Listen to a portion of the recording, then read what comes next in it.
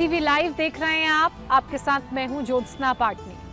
अलग अलग तरह की परेशानियां जो हैं हमें अपने शरीर में कई बार फेस करनी पड़ती हैं। खासकर अगर मैं पेट से जुड़ी परेशानियों की बात करूं तो एसिडिटी उनमें से सबसे बड़ी प्रॉब्लम है। लगती ये बहुत छोटी और बहुत मामूली सी है, लेकिन अगर एसिडिटी की जो इंटेंसिटी है वो बढ़ जाए, एसिडिटी का दर्द बढ़ जाए तो बहुत परेशान आपको कर सकती है। एसिडिटी की गैस अगर आपके सर पर चढ़ जाए तो सोचिए, आप पूरे दिन सर पकड़कर बैठे रहेंगे, समझ नहीं आएगा क्या करें। तो सबसे पहले एसिडिटी क्यों होती है, एसिडिटी को कैसे ठीक किया जा सकता है, कौन से वो 5 योगाभ्यास हैं जो आपको रेगुलरली करने चाहिए, और खाने में कौन से छोटे बड़े बदलाव करने की आपको ज़रूरत है, जिनको आप अगर फॉलो करेंगे, इन बदलाव को अगर आप अपनी डाइट में शामिल करेंगे तो आपको एसिडिटी और पेट से जुड़ी दूसरी बीमारियों की परेशानी होगी ही नहीं। और वर्स्ट केस सिनेरियो, कभी खाना ऐसा खा लिया या कभी खाना नहीं खाया, खाने में गैप ज़्यादा हो गया और उस वजह से आपको एसिडिटी की प्रॉब्लम हो रही है, तो ये योगाभ्यास अगर आप रेगुलरली करेंगे तो इन योगाभ्यास से आपका डाइजेशन प्रोसेस जो है वो फास्ट होगा, साथ ही कोर स्ट्रेंथनिंग होगी। और अगर डाइजेस्टिव सिस्टम अच्छा होगा, कोर स्ट्रेंथनिंग अच्छी होगी, इम्यूनिटी सिस्टम अच्छा होगा, तो एसिडिटी की प्रॉब्लम आपको आएगी नहीं। आप मोटा मोटा कहें तो लक्कड़ पत्थर सब हजम कर लेंगे, लेकिन बात लक्कड़ पत्थर हजम करने की नहीं है, बात अच्छे पेट की, अच्छी सेहत की है। तो एसिडिटी की परेशानी क्यों होती है? देखिए, जो सबसे मेन रीज़न है एसिडिटी होने का वो ये कि अगर आप लंबे वक्त तक कुछ खाते नहीं हैं, आपका पेट खाली रहता है। तो ख़ासकर महिलाओं को ये समस्या इसलिए होती है, सुबह सुबह उठ जाती हैं, घर का सारा काम करती हैं या जो भी उनके ऊपर दूसरी जिम्मेदारियां होती हैं वो करती हैं, लेकिन अपना खाना खाना भूल जाती हैं। पुरुषों में भी यही होता है, ऑफिस के काम में वो बिज़ी रहते हैं, खाना नहीं खा पाते हैं। तो जब ये गैप ज़्यादा आ जाता है ना, आप खाना टाइम से नहीं खाते हैं, तो आपके पेट में कुछ गैसेस बनने लगती हैं, और जब वो गैसेस बनते बनते उनका प्रोडक्शन ज़्यादा होता है तो वो आपके सर पर चढ़ जाती हैं। और जब ये गैस आपके सर पर चढ़ जाती है तो आपको बहुत सीवियर हेडेक भी होता है। फिर आपको समझ नहीं आता है क्या करें, क्या खाएँ, क्या ना खाएँ। तो इसलिए जो सबसे पहली चीज़ आपने करनी है वो ये कि उठने के कम से कम 1 घंटे के अंदर आप कुछ भी अपने डाइट में, चाहे फैट या प्रोटीन अगर आप सुबह सुबह लेते हैं, जो बहुत अच्छा होता है, उसे शामिल कर लें। कम से कम सुबह उठ के 1 घंटे के ड्यूरेशन में आपको कुछ ज़रूर खा लेना चाहिए। खाली पेट चाय नहीं पीनी चाहिए। और अगर आप चाय के बहुत शौकीन हैं, आपका जो फर्स्ट मील या कह लीजिए first drink of the day चाय है, तो ये मेक श्योर कीजिए कि आप चाय किसी चीज़ के साथ लें, यानी कि आप बिस्किट लें या आप फैन लें, ब्रेड लें, लेकिन चाय खाली पेट ना पिएं। किसी चीज़ के साथ चाय लेना बहुत ज़रूरी है। वैसे तो मैं आपको सजेस्ट करूँगी कि आप चाय ना लें, लेकिन अगर चाय छूटती नहीं है तो चाय खाली पेट ना लें, किसी चीज़ के साथ लें, ब्रेड खा लें, बिस्किट खा लें, उसके बाद चाय लें। अब योगाभ्यास कौन कौन से करने हैं उनकी शुरुआत करते हैं। तो पहला योगाभ्यास कौन सा है, आइए मैं बताती हूँ आपको। जो सबसे पहला आसन है वो है अर्ध मत्स्येंद्र आसन, यानी कि हाफ स्पाइनल पोज ट्विस्ट। तो इसके लिए आपने क्या करना है, सबसे पहले आप अपने लेग्स को अनक्रॉस कर लीजिए, सुखासन में आ जाइए। आपका राइट लेग और लेफ्ट लेग दोनों बेंड है, तो जो लेफ्ट लेग है वो बेंड रहेगा, मुड़ा हुआ रहेगा। आप इसे सेंटर में ऐसे करके मोड़ लीजिए, और जो आपका राइट लेग है उसको उठा के लेफ्ट लेग की इनर थाई के पास बाहर की तरफ इसे क्रॉस कर लीजिए। देखिए, ऐसे आपकी पैरों की प्लेसमेंट आएगी। जो राइट लेग है उसे आपने रेस करके लेफ्ट थाई के आउटर साइड में ऐसे प्लेस करना है। उसके बाद आपकी जो बॉडी है वो ट्विस्ट करेगी राइट साइड। बहुत सारे लोग कंफ्यूज होते हैं कि बॉडी को राइट ट्विस्ट करना है, लेफ्ट ट्विस्ट करना है, तो मैं आपको एक बहुत आसान सा तरीका बताती हूँ। आपका जो लेग ऊपर की तरफ रेस्ड रहेगा, उसी साइड की आपकी बॉडी पीछे को ट्विस्ट करेगी। तो यहाँ पे आपका जो राइट लेग है वो ऊपर की तरफ रेस्ड है, लेफ्ट थाई के आउटर साइड में ये प्लेस्ड है, तो आपकी जो बॉडी है वो राइट साइड को ट्विस्ट करेगी, यानी कि आपका जो राइट शोल्डर है वो राइट साइड को पीछे जाएगा और जो लेफ्ट शोल्डर है वो टुवर्ड्स राइट आएगा। तो ये ऐसे आपका ट्विस्ट रहेगा। ये है पूरा स्पाइनल ट्विस्ट। जब आप ऐसे ट्विस्ट करेंगे तो जो आपका राइट हैंड है वो आपके हिप के पीछे पैरेलली प्लेस्ड होगा। हिप और आपका राइट हैंड का जो प्लेसमेंट है वो पैरेलल होगा। और उसके बाद आपका जो राइट शोल्डर है, आप अपने एल्बो से अपने हाथ पे उसे प्लेस करेंगे। देखिए, ऐसे आपके लेफ्ट थाई के आउटर साइड पे आपका रेड लेग प्लेस्ड है और आपका जो लेफ्ट शोल्डर वाला एरिया है वो ऐसे आपके थाई से सपोर्ट लेगा, राइट थाई से सपोर्ट लेगा।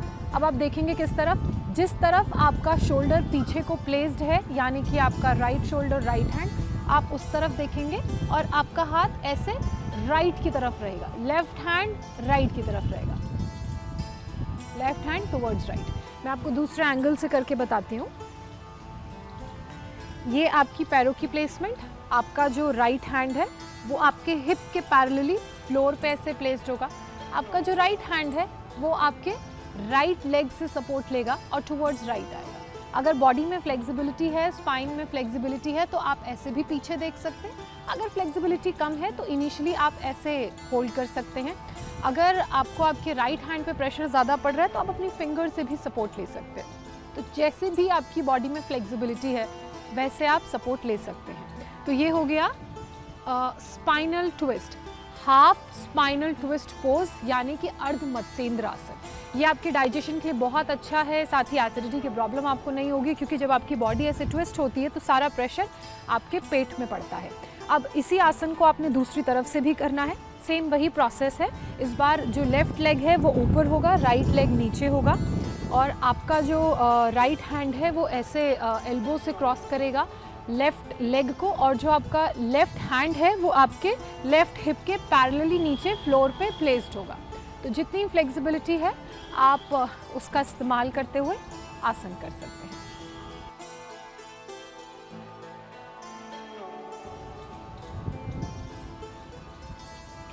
तो ये तो हुआ अर्ध मत्स्येंद्र आसन। और कौन कौन से आसन हैं जो आप एसिडिटी को दूर भगाने के लिए कर सकते हैं? एक और बहुत ही आसान सा आसन मैं आपको बताऊंगी। सबसे पहले तो आप अपने घुटनों के बल ऐसे बैठ जाइए। आपके जो ये पैर होंगे, आपके जो फीट होंगे वो आउटवर्ड्स होंगे। आप बैठ जाइए, आपके दोनों फीट के जो अंगूठे हैं वो मिले हुए होंगे और आपका जो हिप है वो आपके पैरों पर प्लेस्ड रहेगा, बिल्कुल जैसे मेरा प्लेस्ड है। और आप नॉर्मली ऐसे बैठ के ब्रीद इन ब्रीद आउट कर सकते हैं। तो ये हो गया वज्रासन। इस आसन को करने के फ़ायदे ये हैं कि जब आप वज्रासन की अवस्था में बैठे होते हैं तो आपके हिप से प्रेशर आपकी इंटेस्टाइन पे जाता है और जो ब्लड का फ्लो है वो इंक्रीज़ होता है, और फ्लो इंक्रीज़ होने से आपके डाइजेशन का प्रोसेस फास्ट होता है। तो ये सारा सिग्नल है जो आपकी बॉडी आपके ब्रेन को भेजती है, और सिग्नल पे ही हमारा पूरा शरीर काम करता है। जब सिग्नल्स भेजे जाते हैं तो हमारी बॉडी को पता चलता है कि कहाँ काम तेज़ी से करना है, कहाँ काम को स्लो करना है। और आसन बहुत अच्छा तरीका है आपके ब्रेन से आपकी बॉडी को सिग्नल भेजने का। तो ये वज्रासन में आप ऐसे बैठ सकते हैं। फ्लेक्सिबिलिटी इस आसन में रिक्वायर्ड होती है। देखने में आसान बहुत आसान लगता है, लेकिन कुछ लोग अपने घुटने नहीं मोड़ पाते हैं, जिनको घुटनों में प्रॉब्लम होती है। तो धीरे धीरे वो लोग ये आसन धीरे धीरे करें, और अगर उनसे ये आसन नहीं हो रहा है तो वो ज़्यादा प्रेशर या ज़्यादा फोर्स अपनी बॉडी पे ना डालें।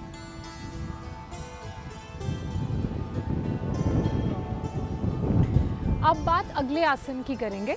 ऐसे आपने वज्रासन में ही बैठना है, जैसे मैं वज्रासन में बैठी हुई हूँ, और उसके बाद आपके हाथों की जो मूवमेंट रहेगी वो मैं आपको बता देती हूँ।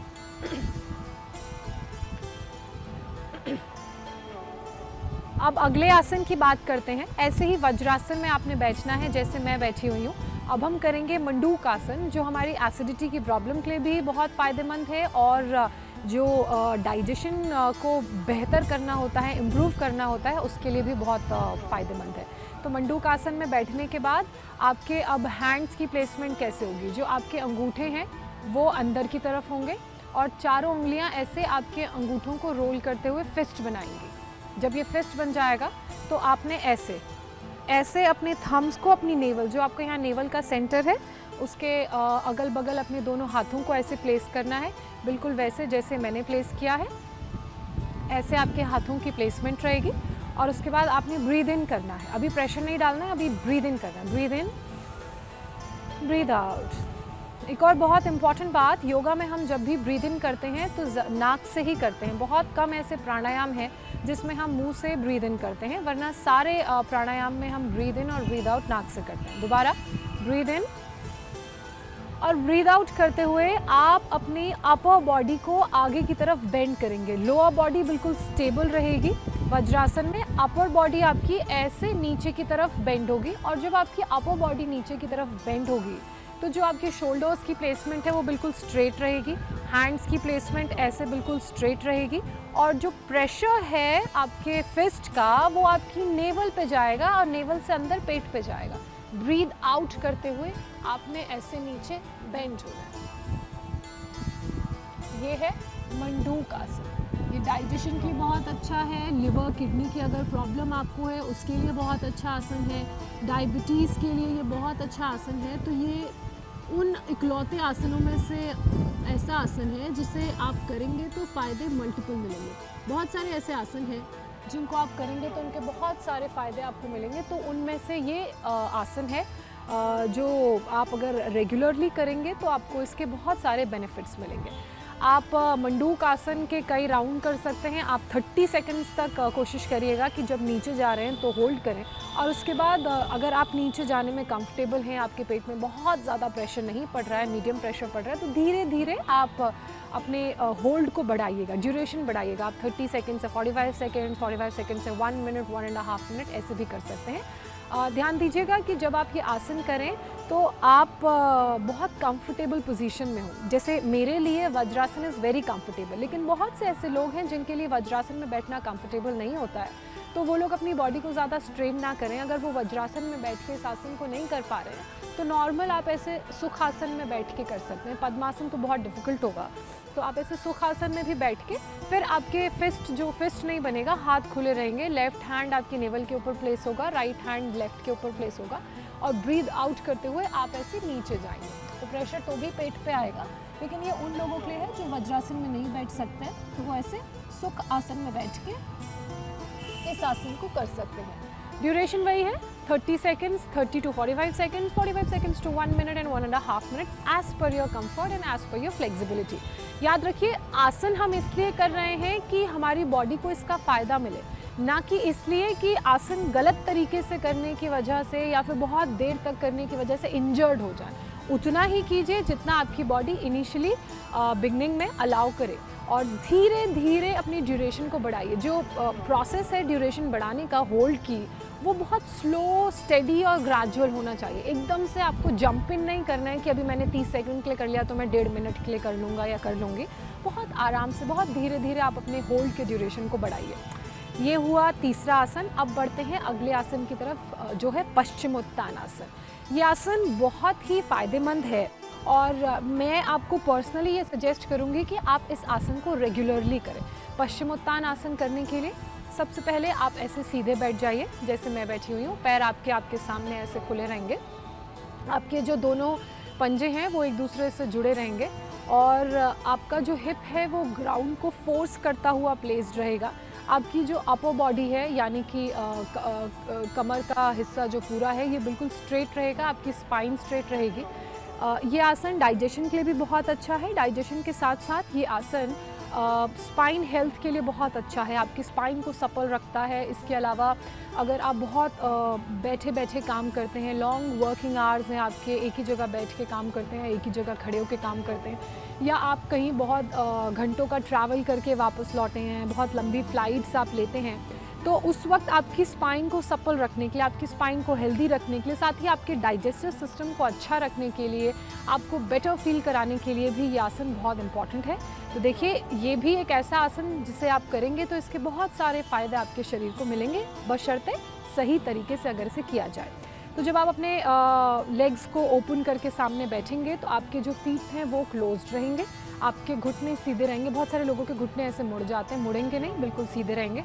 आपके हाथ ऐसे ऊपर स्ट्रेट रहेंगे, पैरेलल टू योर शोल्डर्स, आपके ईयर्स के क्लोज रहेंगे, और ध्यान रखिए आपकी जो एल्बोज़ हैं वो बेंड नहीं होंगी। और उसके बाद जब आपकी टेल बोन टक्ड इन रहेगी तो आपने अपने हिप को ग्राउंड में फोर्स करते हुए, ग्राउंड की तरफ पुश करते हुए, बिना अपनी बैक को मोड़े, बिना किसी हंच के फॉरवर्ड फोल्ड करना है, आगे की तरफ मुड़ना है। आपकी बैक जो है वो स्ट्रेट रहेगी, उसमें हंच नहीं आएगा, कोई प्रेशर नहीं है। जितना आप कंफर्टेबल हैं, जितनी आपकी फ्लेक्सिबिलिटी है, उतना बेंड होगा। जब आप ऐसे बेंड होंगे तो आपकी जो अपर बॉडी है वो वन लाइन में होगी, आपके हैंड्स, आपकी नेक, आपकी बैक वन लाइन में। देखिए दोबारा से मैं आपको एंगल थोड़ा सा चेंज करके बताती हूँ। ऐसे आप बैठेंगे, आपके दोनों हाथ सीधे रहेंगे, और उसके बाद आप वन लाइन में बिना अपनी बैक को हंच किए ऐसे नीचे की तरफ बेंड करेंगे, जितना आप कंफर्टेबल हैं। अगर आप इतना कंफर्टेबल हैं इतना करिए, इतना कंफर्टेबल है इतना करिए, मगर ऐसे मत करिए। ये जो हंच आ रहा है ये हंच नहीं आना चाहिए। धीरे धीरे फ्लेक्सिबिलिटी आती है। तो अगर आप सही टेक्निक सही तरीका अपनाएंगे तो आसन के उतने फ़ायदे आपको मिलेंगे। जैसे I am comfortable this much, अगर आप इतना कर सकते हैं मेरी तरह तो फिर आप अपनी दोनों उंगलियों से हुक बना लीजिए। उसके बाद अपने थम्स में उन हुक्स को फंसा लीजिए और आपके जो शोल्डर्स हैं वो स्ट्रेट रहेंगे और आप बिना हंच के अपनी अपर बॉडी को नीचे की तरफ पुश करेंगे। कोशिश करेंगे कि अपने माथे को अपने सर से लगाएं, पश्चिमोत्तानासन।